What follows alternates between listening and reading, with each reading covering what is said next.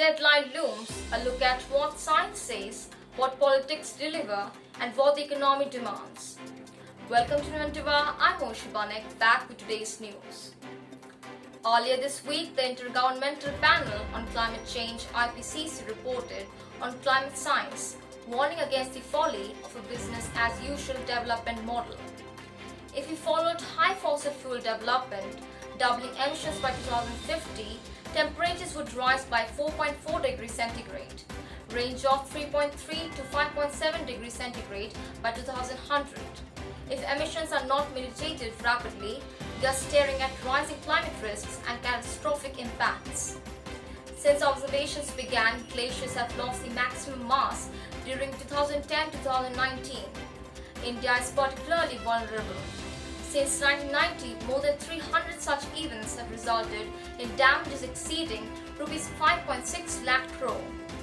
Even with warming restricted to 1.5 degrees centigrade, we are still on course for more than 2 meters of sea level rise beyond this century. Of late, several large emitters have promised net zero emission targets, but China and the United States have already emitted 129 GT CO2 and 344 GT CO2 respectively between 1990 and 2010. The carbon budget did not, however, begin in 2020. What's left of it is a consequence of past inaction. If climate science is stark and climate politics has been unjust, how do we meet our development aspirations? India has an energy resolution underway. Next, discourse must shift from energy to economy. There are very few sunrise sectors that are not low carbon.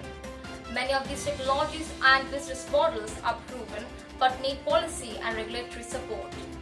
If those tipping points are breached, there will be disastrous consequences. This will require new levels of international cooperation.